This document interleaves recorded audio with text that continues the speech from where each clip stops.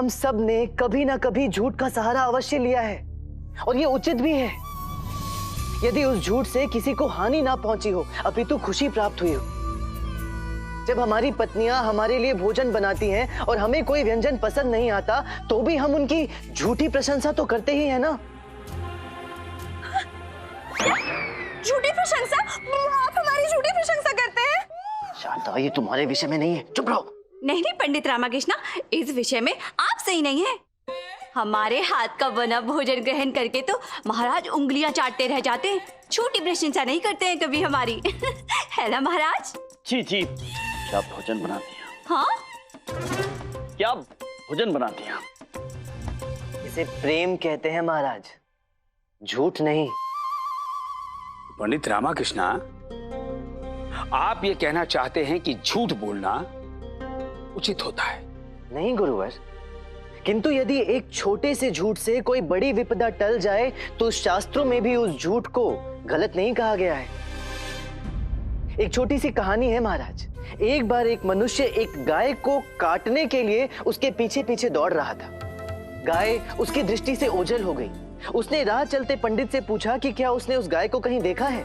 उस पंडित ने थोड़ी देर विचार किया और फिर उसे दूसरी दिशा में भेज दिया। अब आप सब मुझे बताएं, क्या उस पंडित को असत्य बोलने के लिए दंड मिलना चाहिए? हाँ पंडित रामाकृष्णा, ये सत्य कहा आपने। गौ हत्या से बचाने से बड़ा पुण्य का कार्य और कोई हो ही नहीं सकता महाराज। अर्थात झूठ बोलकर उस पंडित ने कोई पाप नहीं किया, इसलिए उसे दंड नहीं मिलना चाहिए। महाराज, समय के अनुसार परिस्थितियां, आवश्यकताएं सब बदल जाती हैं। मनुष्य का धर्म भी बदल जाता है। धर्म कहता है कि मनुष्य को प्रातः उठना चाहिए, दोपहर में कार्य करना चाहिए और रात्रि में निद्रा लेनी चाहिए। किंतु यदि देश की सुरक्षा का प्रश्न हो तो लोग चौकन्ना रहने के लिए पहरेदारी हेतु रात्रि भर जागते भी हैं। महाराज, आवश्यकता पड़ने पर तो गधे को भी सम्मान देना पड़ता है।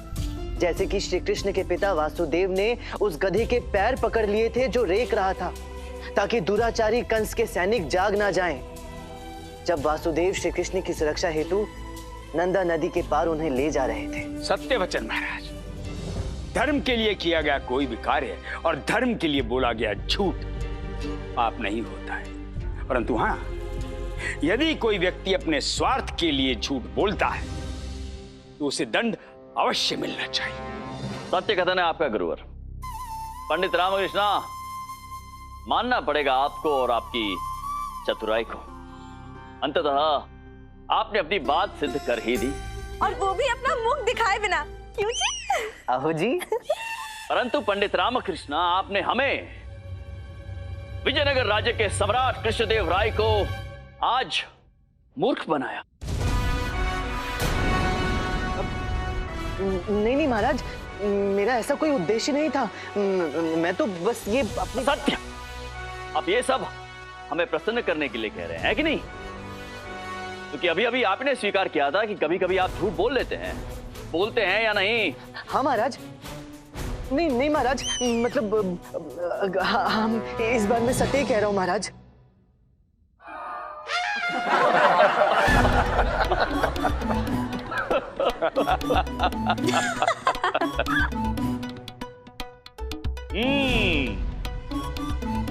तो मूछे हो तो कृष्णदेव राय जैसी और बुद्धि हो तो पंडित रामकृष्ण जैसी।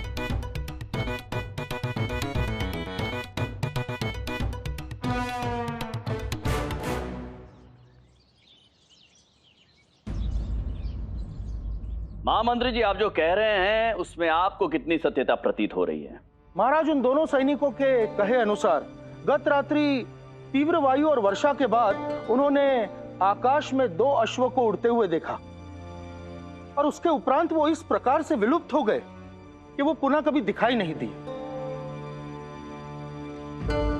महाराज, एक और तथ्य, हमारे दोनों सैनिक रात्रि पहरेदारी हेतु विशेष रूप से प्रशिक्षित, अति सचेत और सजग है महाराज।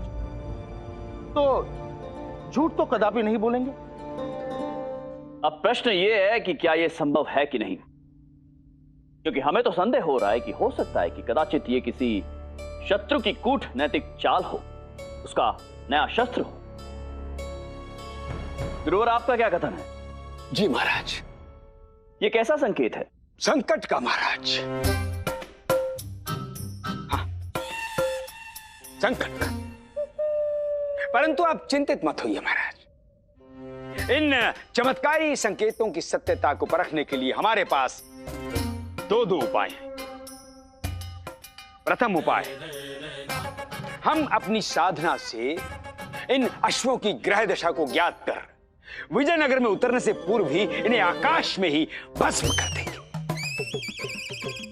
हाँ, ये जो अश्व हैं काले वर्ण के हैं, तो काली रात्रि में ही इन्हें भस्म करेंगे।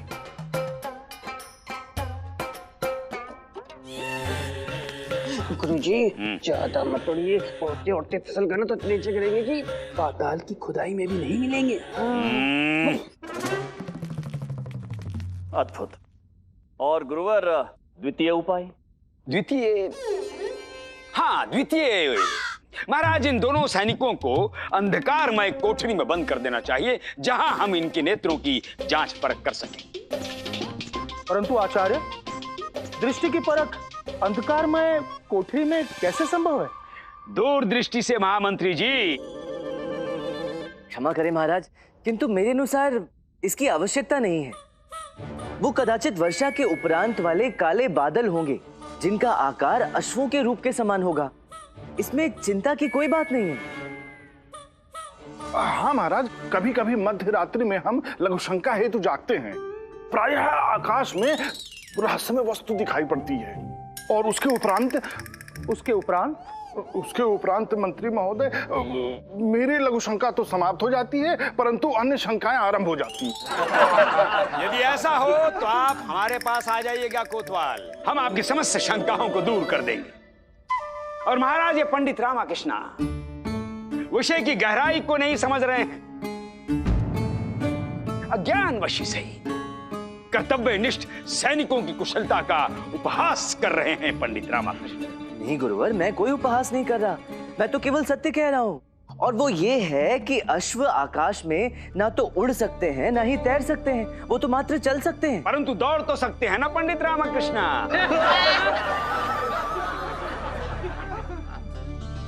जी गुरुवर, किंतु केवल धरा पर, आकाश में नहीं। महाराज, सत्य तो यह है कि कभी कभी जो दिखाई देता है वैसा होता नहीं, और जैसा होता है वैसा दिखाई नहीं देता।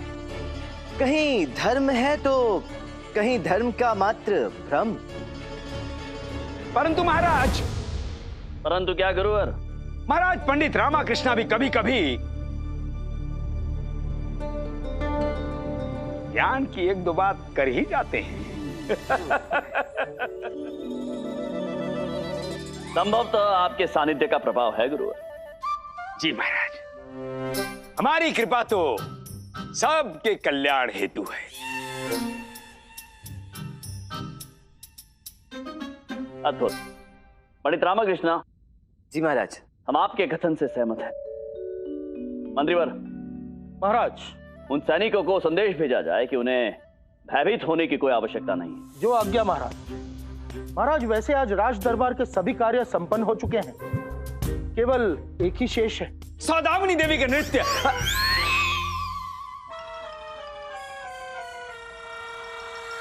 हमारा आशय है महाराज, राजनर्तकी सौदामिनी देवी जी आपके समक्ष अपनी नवीन शैली का नृत्य प्रस्तुत करने की इच्छुक है। देखा देखा, कितने चतुर हैं हमारे गुरुजी। मानना पड़ेगा। महाराज, यदि आप कहें तो नृत्य का आयोजन किसी और दिन के लिए स्थगित किया जा सकता है। क्यों? नहीं मंत्रीवर, नृत्य आज ही होगा। हम भी कला प्रेमी हैं, तो किसी कलाकार का, उसकी कला का आदर करना, सत्कार करना एक राजा का कर्तव्य होता है। सत्य महाराज, सत्य वचन। महामंत्री जी, नृत्य आरंभ किया जाए। जी। महामंत्री जी, राजनर्तकी सौदामिनी को आमंत्रित किया जाए। अब जो आज्ञा महाराज।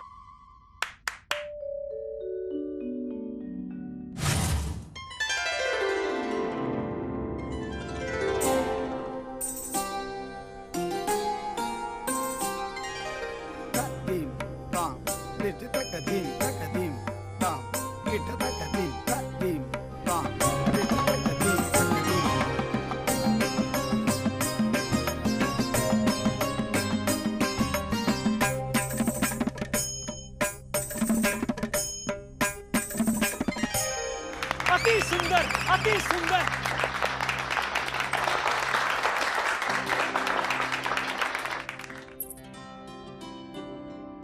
अद्भुत सौदामिनी देवी, अद्भुत।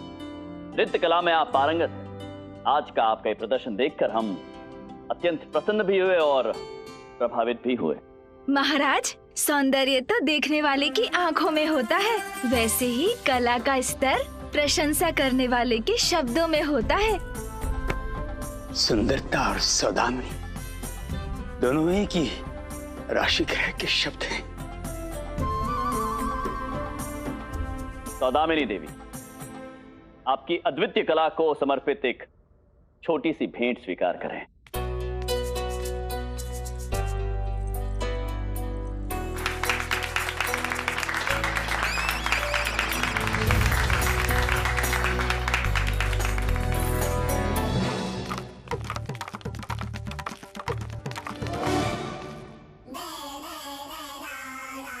मने, ये हमारे गुरुजी ऐसे पुतला क्यों बन गए? लगता है चलते चलते चल बसे।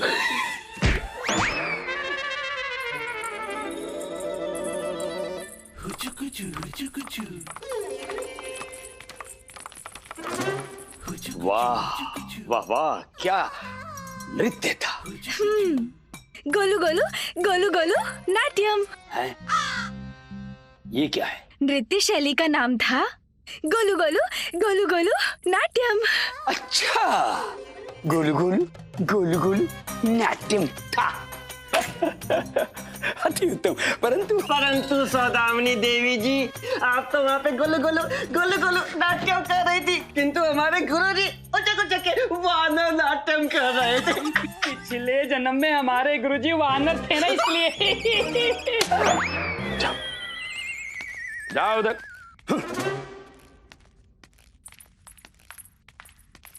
ओ शारदा महोदया, तुम राजमहल में क्या कर रही हो? हाँ, हम यहाँ महल में। इसके अतिरिक्त कोई और प्रश्न पूछना है तो शीघ्र पूछे। हम यहाँ एक अति महत्वपूर्ण कार्य से आए हैं। कौन से महत्वपूर्ण कार्य से आई हो? उठा लो। पागल हो क्या? महल में कुछ नहीं उठा सकता, पकड़ा जाऊंगा, चोर कहलाऊंगा। उस राज नर्तकी के नृत्य का आनंद उठा लो, वो भी सब कुछ भूल के। हाँ हाँ, मैंने नृत्य का आनंद उठाया है, किंतु आंखें बंद करके। आंखें बंद करके? एक कार्य ठीक से नहीं होता आपसे। उपहास करने से समय बचे तो स्मरण रहे, महाराज और उनकी दोनों महारानियों को हमारे आवास पर भोजन के लिए आमंत्रित करना है। क्या अद्भुत नृत्य था। सौदामिनी, एक कार्य करते हैं, आपके निवास पर चलते हैं, वहाँ बैठेंगे, वार्ता करेंगे। आप हमें देखना, हम आपको देखेंगे, एकांत होगा। और नहीं, आज हम कुछ अच्छा देखना चाहते हैं। है? अच्छा देखना चाहते? मतलब आज हमें कुछ जरूरी कार्य है। कार्य से किसी का क्या होता है? आज हम आपको पाप और पुण्य का ज्ञान देने के लिए व्याकुल हैं। समीप आ जाओ। नहीं, दूर से। दूर से? दूर? क्या दूर से? आई है मासी, दूर गांव से। मौसी आ गई? ओहो, ये मौसी आ गई, क्यों आ गई, कैसे आ गई, कहां से आ गई? गांव में अपने घर से। घर से तो आई, हम कौन सा कह रहे हैं कि गुफा से आई, पर क्यों आई हैं? मुझसे मिलने। वो मुझे बहुत प्रेम करती है और आज हमें उन्हें विजयनगर के रमणीय स्थल दिखाने हैं। हाँ सौदामिनी, हम तो रमणीय संगम की आस में थे और तुम अपनी मौसी के साथ रमणीय स्थल। जाइए, हम अपने हृदय पर पत्थर रख लेंगे। जाइए। हाँ, जाते हैं।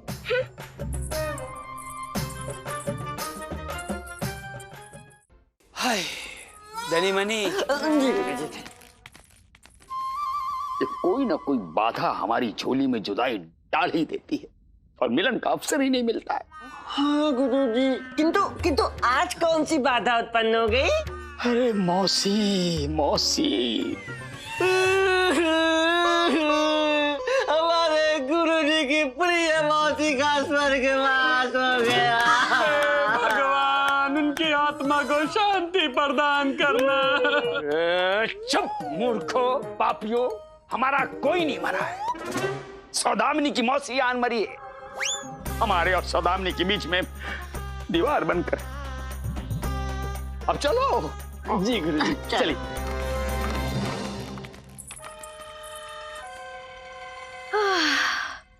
गए। राजनीति जी, किससे भेंट करनी है आज आपको? आज हमें किसी से कोई भेंट नहीं करनी है। आज हम बहुत प्रसन्न हैं। आज तो बस हम प्रकृति की गोद में समय व्यतीत करना चाहते हैं। हाँ, अच्छा चलो हमारे साथ महल के बगीचे में चलते हैं। हाँ चलिए। निमंत्रण तो मैं स्वयं दे सकता था, तुम्हें आने की क्या आवश्यकता थी? अभी तक दिया नहीं ना। हमें पता है आप कितने बड़े भुलक्कड़ हैं, इसलिए हमें स्वयं ही आना पड़ा। ठीक है, आ गई हो तो अच्छा ही है। मैं तो वैसे भी प्रतिदिन महल आता हूँ, कभी कभार तुम्हें भी आना चाहिए। किंतु निमंत्रण देने का अवसर क्या है? हमारे संग हमारे आवास पर एक महाशय रहते हैं। उनका कथन है कि अवसर की राह तो मूर्ख देखते हैं, हर क्षण एक अवसर है। कब कहा था मैंने? तिथि और समय स्मरण होते आपको अवगत करा दिया जाएगा। अभी विलंब हो रहा है, चलिए हमारे साथ महारानी चिन्ना देवी को निमंत्रण दे देते हैं। चलिए ना। चलो। महारानी चिन्ना देवी, हम अत्यंत प्रसन्न हैं कि आपने विवाह का आमंत्रण स्वीकार किया है। अब आप कृपया हमारी अर्थात महाराज कृष्णदेव राय की विनती एवं हमारी क्षमा भी स्वीकार कर लें। हम इस विवाह में नहीं आ पाएंगे महारानी जी। हम आगे करेंगे क्या? हम वहां पर सभी से अपरिचित हैं। अपरिचित? महाराज, वहाँ हमारा ननिहाल भी है। आप रमन्ना से तो भली भांति परिचित हैं। आप भूल गए? रमन्ना? अब जिस व्यक्ति से हमारी भेंट ही ना हुई हो, उन्हें हम भूल कैसे सकते हैं? महाराज, हमने उन्हें वचन दिया है कि हम रमन्ना के विवाह पर उपस्थित होंगे। हम आपको वहाँ लेकर जाएंगे बस। महाराज, हम आपको रमन्ना के और अपने रिश्ते के बारे में कुछ बताएं? जी बताइए।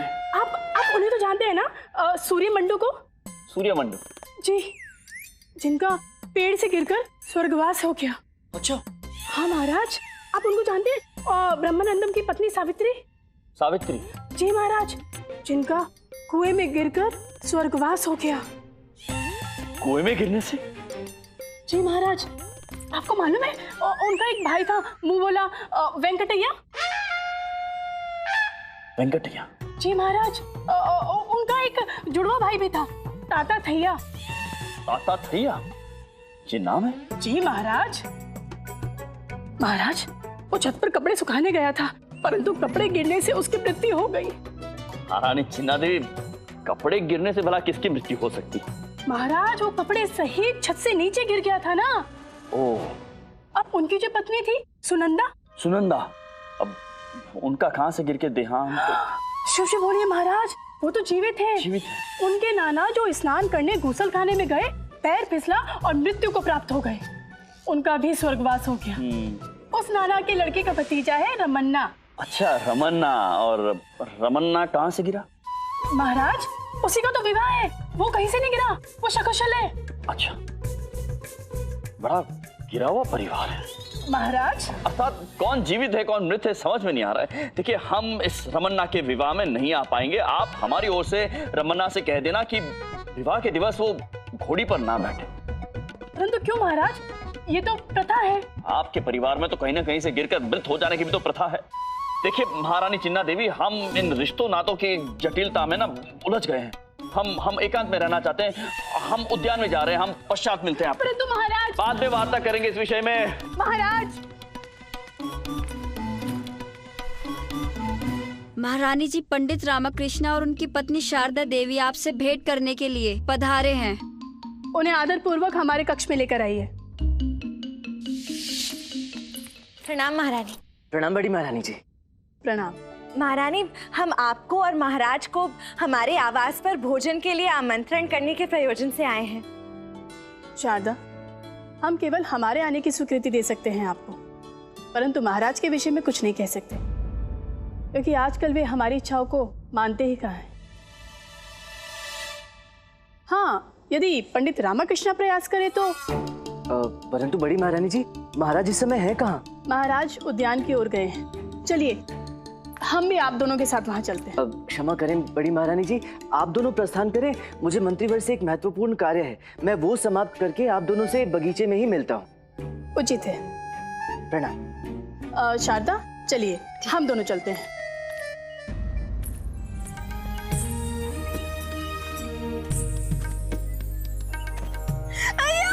हमारी आंखों में आघात हुआ है, कोई हमारी सहायता कीजिए, हमारी सहायता कीजिए। सौदामिनी देवी, हमारी आंखों में आघात हुआ है, कुछ हो गया है महाराज। शांत हो जाइए आप एक काम कीजिए, हमें देखने दीजिए।